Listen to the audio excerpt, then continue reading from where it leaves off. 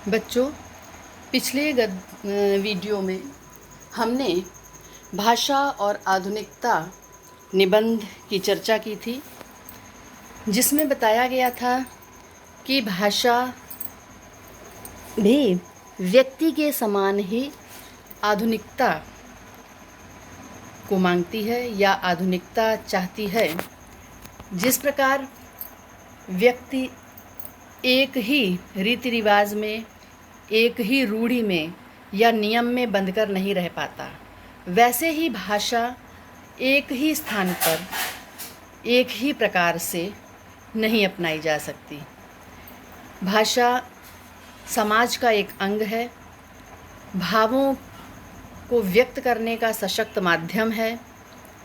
भाषा के बल पर ही संस्कृति आगे बढ़ती है।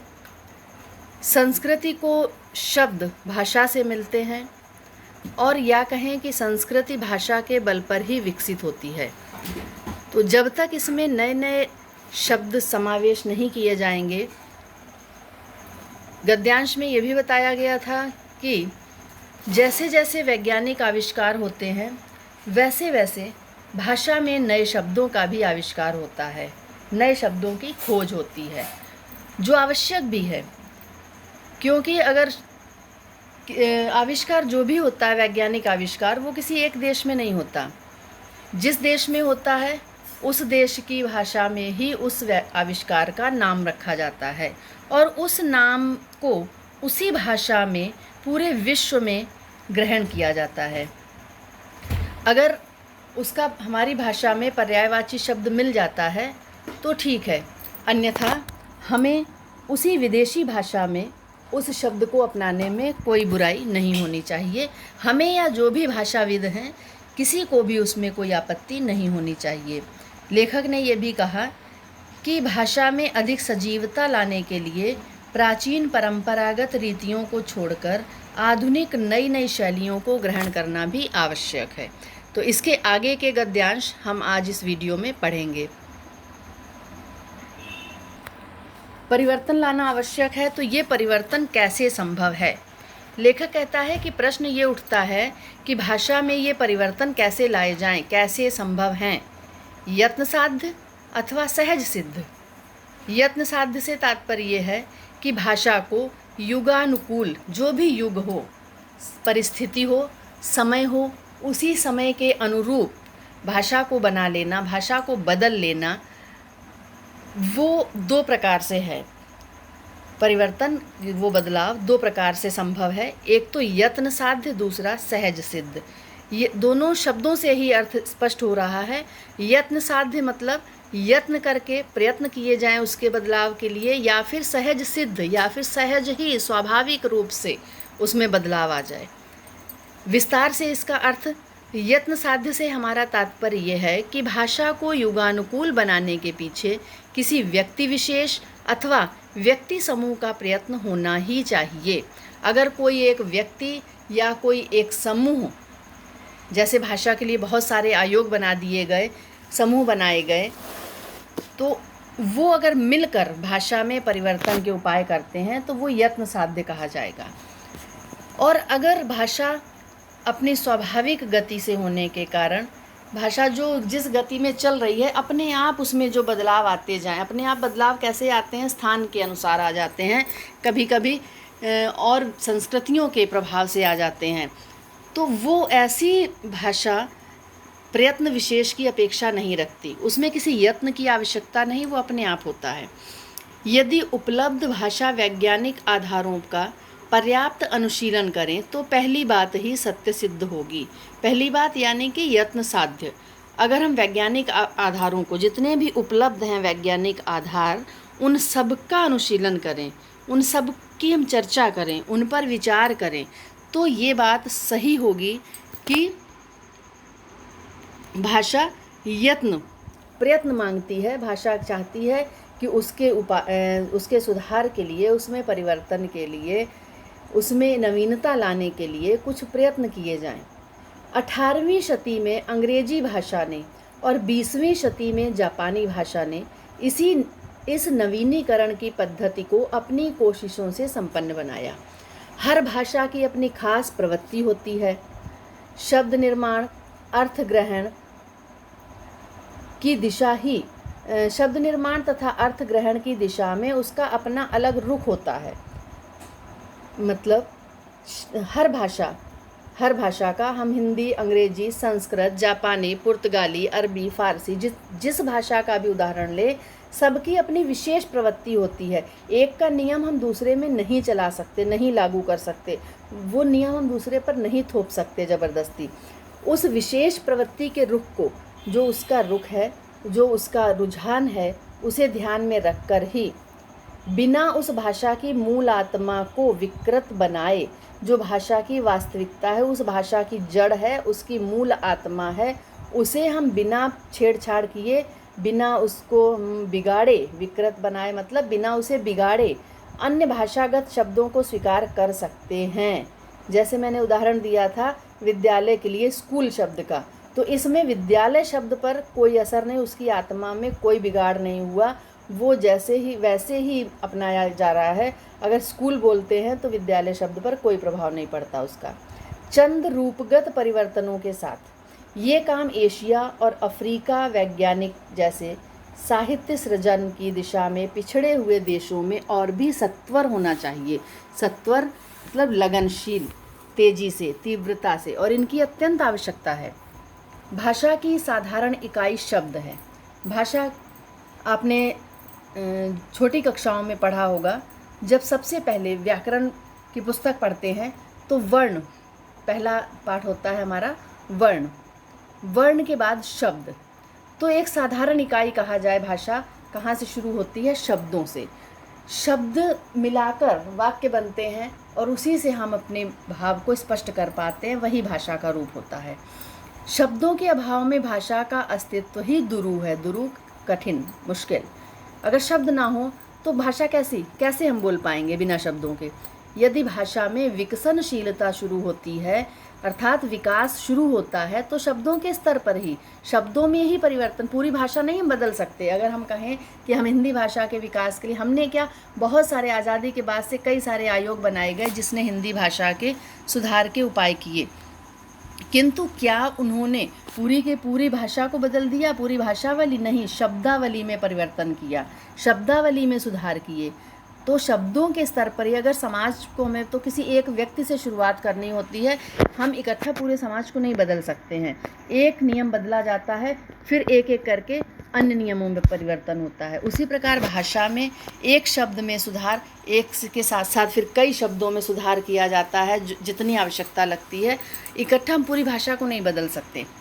दैनंदिन सामाजिक, दैनंदिन मतलब रोज़ के, प्रतिदिन के सामाजिक व्यवहारों में, जो समाज में हमारे व्यवहार, अर्थात जो बोल चाल, बर्ताव, जो भी हमारे भाव उद्बोधन हैं, उनमें हम कई ऐसे शब्द इस्तेमाल करते हैं जो अंग्रेजी, फारसी, अगर हम पूरे दिन में देखें तो हमें लगता है पूरे दिन में हम लगभग 20%, 30% शब्द अरबी, फारसी, अंग्रेजी, जापानी, पुर्तगाली आदि भाषाओं के।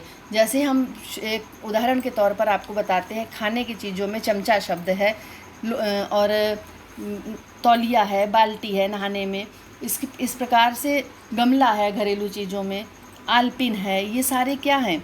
ये सारे विदेशी भाषाओं के शब्द हैं। तो हम इन्हें हिंदी की तरह ही इस्तेमाल करते हैं, जाने अनजाने में, अनायास हम इन्हें करते हैं। और इनके लिए अगर हम नए शब्द ढूंढने बैठें तो नए शब्द हमें नहीं मिल पाएंगे, पर्यायवाची शब्द भी बहुत कम मिलते हैं। ये शब्द अर्थात उन विदेशी भाषाओं से सीधे बहिष्कृत ढंग से उधार लिए गए शब्द, भले ही कामचलाऊ माध्यम से प्रयुक्त हों, साहित्यिक दायरे में कदापि ग्रहणीय नहीं होंगे। जो साहित्यकार हैं वो ये सोचते हैं कि हम विदेशी भाषाओं के शब्द प्रयुक्त ना करें। यदि ग्रहण करना पड़े तो उन्हें भाषा की मूल प्रकृति के अनुरूप साहित्यिक शुद्धता प्रदान करनी पड़ती है। यहाँ प्रयत्न की, ऐसे में क्या होता है, प्रयत्न की आवश्यकता प्रतीत होती है। और प्रश्न ये भी है कि कौन इस साहित्यिक शुद्धिकरण का जिम्मा अपने ऊपर ले सकते हैं? कौन लेगा इसकी जिम्मेदारी? इस साहित्य की शुद्धिकरण कौन करेगा? हिंदी भाषा के नवीनीकरण या कहें कि शुद्धिकरण के लिए भारत सरकार ने अब तक काफ़ी प्रयत्न किया। इसके लिए 1950 में शास्त्रीय एवं तकनीकी शब्दावली आयोग की स्थापना की गई। ये पाठ बहुत महत्वपूर्ण है, आपको बता दें। जो विज्ञान की हर शाखा के लिए योग्य शब्दावली का निर्माण कर रही है। हिंदी साहित्य सम्मेलन जैसी ऐच्छिक संस्थाओं ने भी इस दिशा में महत्वपूर्ण कार्य किया। जो हिंदी साहित्य सम्मेलन है वो क्या है? वो एक स्वैच्छिक संस्था है।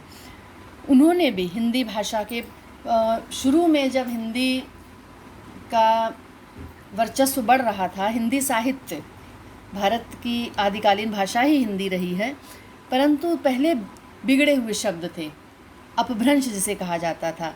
और जब से सुधार हुआ, अपभ्रंश हिंदी के रूप में, शुद्ध हिंदी, खड़ी बोली हिंदी के रूप में सामने आई है, तब से जितने भी शब्द इसमें अपनाए गए हैं और जब से संस्थाओं की स्थापना हुई है, तब से ये हिंदी साहित्य सम्मेलन जैसी अनेक संस्थाएं, काशी नागरी प्रचारणी सभा और हिंदी साहित्य, ये दो मुख्य थीं जिन्होंने हिंदी के प्रचार प्रसार के लिए, सुधार के लिए योगदान दिया।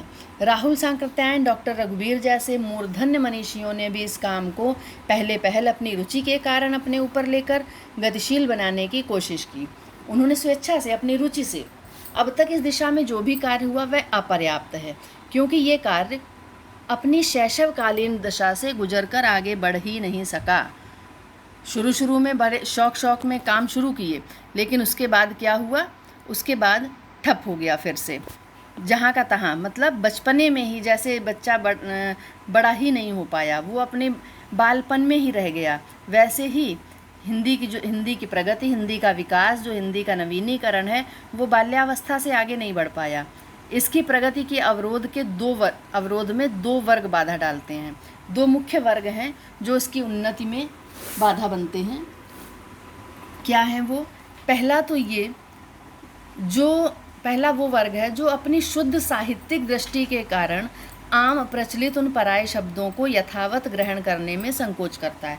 जैसे हमने अभी आपको बताए, बहुत सारे शब्द हैं जो प्रतिदिन हम प्रयुक्त करते हैं, तो एक वर्ग ऐसा है जिसे परहेज है, जो उन शब्दों को नहीं अपनाना चाहता। दूसरा वो जो अपने विषय के पारंगत होने पर भी साहित्यिक व भाषा वैज्ञानिक पृष्ठभूमि के अभाव में उन प्रयुक्त विदेशी शब्दों को मनमाने ढंग से विकृत कर अपनी मातृभाषा में थोपना चाहता है। मतलब हैं शब्द उसके हिंदी में या अपनी मातृभाषा में पर्यायवाची शब्द हैं, परंतु नहीं, वो फिर भी विदेशी शब्दों को थोपना चाहता। एक ऐसा है जिसे शब्द मिलते नहीं हैं, वास्तव में वो सुधार चाहता है पर उसे शब्द नहीं मिल पाते, इसलिए नहीं कर पाता। दूसरा वो जिसके पास हैं परंतु वो दिखावे के लिए वो विदेशी शब्दों को ही अपनाना चाहता है। तो ये दो वर्ग हैं जो हिंदी की प्रगति नहीं होने दे रहे हैं। आजकल कई प्रादेशिक सरकारों ने अपनी प्रांतीय भाषाओं में उच्च स्तरीय पाठ्यपुस्तकों के निर्माण के लिए कई आयोगों की स्थापना की है। हम आशा करते हैं कि वे आयोग उपर्युक्त उन बाधित तत्वों से हटकर अपना काम सुचारू रूप से कर सकें। विदेशी शब्द जिन्हें अपनी प्रांतीय भाषा में ग्रहण करने की आवश्यकता है, खासतौर पर दो तरह के होते हैं, एक वस्तुसूचक, दूसरे भावसूचक। दो प्रकार के शब्द होते हैं, एक वस्तुसूचक किसी वस्तु का और दूसरा भाव का। अब देखिए दोनों में कैसे विज्ञान की प्रगति के कारण, सबसे पहले वस्तुसूचक के बारे में बताया जा रहा है कि विज्ञान की प्रगति के कारण नई नई चीज़ों का आविष्कार होता रहता है। जब कभी कोई नया आविष्कार होता है उसे नई संज्ञा का अर्थ है नाम, उसे नया नाम दिया जाता है। अब नई चीज़ बनी तो नया ही नाम दिया जाएगा। जिस देश में उसकी सृष्टि की जाती है वह देश अब जो बनाएगा वही तो नाम रखेगा। अगर जापान में चीज़ बन रही है तो भारत से तो नाम नहीं पूछा जाएगा। नामकरण के लिए नया शब्द बनाता है, वही शब्द प्रायः अन्य देशों में बिना परिवर्तन के वैसे ही प्रयुक्त होता है। यदि हर देश उस चीज़ के लिए अपना अलग अलग नाम देता रहेगा तो उस चीज़ को समझने में दिक्कत होगी। जैसे उदाहरण के लिए रेडियो, टेलीविज़न हमारे देश में नहीं बना। अगर जापान ने इसका निर्माण किया है तो नाम उसने अपनी भाषा के अनुसार दिया, टेलीविज़न। अब हम कहें कि नहीं, हमें भारतीय शब्द चाहिए इसके लिए, और जब हम जापान से मंगाएंगे तो अपनी भाषा में उसे कहेंगे कि हमें इसी शब्द मतलब ये चीज़ चाहिए। अमेरिका कहेगा हमें अपनी भाषा में। तो ये एक ही वस्तु के कई सारे नाम अगर दिए जाएं तो जिससे वो हम जिसको भी बोलेंगे उसे समझने में कठिनाई होगी। एक ही वस्तु के अलग अलग नाम, या फिर उदाहरण के लिए ऐसे समझ सकते हैं कि एक व्यक्ति के कई सारे नाम हो तो व्यक्ति भ्रमित हो जाएगा कि हमें बुला कौन रहा है। कोई राम कह रहा है, कोई श्याम कह रहा है, कोई मोहन कह रहा है, कोई सोहन कह रहा है, तो है क्या वास्तव में ये। उसी प्रकार वस्तु के लिए प्रायः सभी भाषाओं में इनके लिए एक शब्द प्रयुक्त है। उदाहरण देखिए एक और, सीढ़ी लगाना। ऊपर चढ़ने के लिए अनादिकाल से भारत में एक ही साधन मौजूद था, सीढ़ी। औद्योगिक क्रांति आदि ने आवश्यकता के अनुसार और भी कई तरह की सीढ़ियों का निर्माण किया, जैसे लिफ्ट, एलिवेटर, एस्केलेटर आदि। अब ये कहा जाए कि इन सबको अगर हम सीढ़ी कहें तो क्या सही होगा? जिस देश ने निर्माण किया उसने नाम दिया। भारतीयों के लिए बिल्कुल नए शब्द हैं, इसलिए भारतीय भाषाओं में इसके लिए अलग अलग नाम द्रष्टव्य नहीं होते, ऐसे ही अपनाए गए भारत में भी।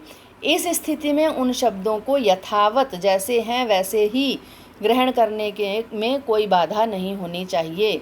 फ्रेंच और लैटिन भाषाओं से अंग्रेजी ने ऐसे ही कई शब्दों को आत्मसात कर लिया, और अंग्रेजी ने रूसी से। केवल हम ही ऐसा नहीं करते हैं, विदेशों में या विश्व के हर देश में किसी न किसी भाषा से कुछ शब्द लिए गए हैं। कभी कभी एक ही भाव होते हुए भी उसके द्वारा उसके और अन्य पहलू अथवा स्तर साफ व्यक्त नहीं होते। उस स्थिति में अपनी भाषा में उपस्थित विभिन्न पर्यायवाची शब्दों का सूक्ष्म भेदों के साथ प्रयोग करना पड़ता है। अब यहाँ पर भाव की बात, पहले वस्तुसूचक अब भाव सूचक, कि एक ही, जैसे हम गर्मी कहें, हम गर्मी कहते हैं, तो विदेशों में क्या कहा जाता है उसे? विदेशों में हॉट कह देते हैं, समर कह देते हैं। तो इस तरह से एक ही शब्द के कई सूक्ष्म भेद है, अपनी अपनी भाषा में समझते हैं। हिंदी में ही अकेले एक ही भाव के अलग अलग शब्द हैं, परंतु वो शब्द पर्यायवाची भले कहे जाएं, परंतु उनका भाव अलग अलग निकलता है। जैसे उदाहरण के लिए उष्ण।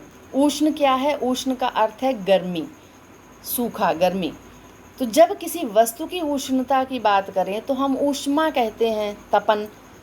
अब उसी को हम ताप कहते हैं, ताप का मतलब हो जाता है टेम्परेचर। वस्तु के लिए गर्म है तो वो ऊष्मा है, उसमें वही भाव हो गया, तो वो क्या हो गया? ताप हो गया। मूल भाषा में उष्ण, ऊष्मा, ताप, इसमें कोई अंतर नहीं, पर्यायवाची हैं एक दूसरे के, पर भाव तो अलग अलग निकल रहा है इसमें। अभ्यास की कमी के कारण जो शब्द कटु या विपरीत से हो सकते हैं, वे कालांतर में मामूली शब्द बनकर सर्वप्रचलित होते हैं। नवीनीकरण कितना ही प्रशस्त क्यों ना हुआ, चाहे जितनी अच्छी तरह से हुआ हो, पर उस प्रक्रिया में ये नहीं भूलना चाहिए कि भाषा का मुख्य कार्य सुस्पष्ट अभिव्यक्ति है। चाहे जितना उसमें पर भाषा का जो कार्य है, मुख्य रूप से जो उसका उद्देश्य है, वो नहीं बदल जाएगा। भाषा का कार्य तो अभिव्यक्ति करना है। अब अभिव्यक्ति जितनी स्पष्ट हो, वो किसी भी तरह से हो, जिस शब्द से हमारी बात स्पष्ट हो रही है, उसे अपनाने में कोई बुराई नहीं है। यदि सुस्पष्टता एवं निर्दिष्टता मतलब जो निर्देश दिए जा रहे हैं, कोई भाषा वंचित रहे तो वह भाषा चिरकाल तक जीवित नहीं रहेगी। नए शब्दों के निर्माण में यही बात सोचनी चाहिए।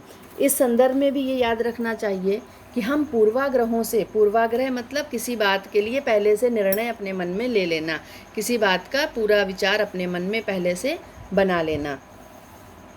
पूर्वाग्रहों से मुक्त होकर उस शब्द की मूल आत्मा तथा सार्थकता पर उन्मुक्त विचार कर सकें। अंग्रेजी भाषा शासकों की भाषा रही और भाव दास्तां की निशानी। अंग्रेजी क्या, अगर हम अंग्रेजों, हमारे दिमाग में पहले ही आ जाता है गुलामी का भाव। जैसे अंग्रेजों की बात होती है तो मन में क्या है? एक गुलामी का भाव आ जाता है।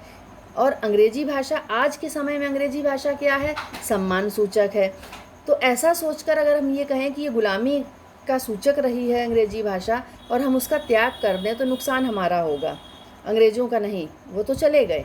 आज क्या है, जो व्यक्ति जितनी अच्छी अंग्रेज़ी जानता है उसे उतना अच्छा सम्मान मिलता है। उर्दू में प्रयुक्त अरबी फ़ारसी के शब्दों को जो इस्लाम धर्म को ज्ञापित करने, अगर हम कहें कि इस्लाम ने भारतीय संस्कृति को बहुत नुकसान पहुंचाया है, इसलिए हम इस्लामिक शब्दों को, जो भी अरबी फ़ारसी के शब्द हैं, उनको हम प्रयुक्त नहीं करेंगे, तो इसमें क्या उनका नुकसान नहीं है, वो तो चले गए, नुकसान हमारा है।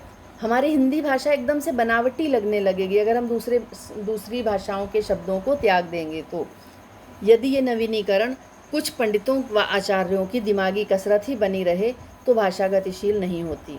भाषा का सीधा संबंध प्रयोग से है और जनता से। यदि नए शब्द अपने उद्गम स्थान में ही अड़े रहें और कहीं भी उनका प्रयोग किया नहीं जाए तो उसके पीछे से उद्देश्य पर ही कुठाराघात होगा, उसका उद्देश्य ही छिप जाएगा, नष्ट हो जाएगा। इसके लिए यूरोपीय देशों में प्रेषण के कई माध्यम हैं, श्रव्य दृश्य विधान, वैज्ञानिक कथा साहित्य आदि। हमारी भारतीय भाषाओं में वैज्ञानिक कथा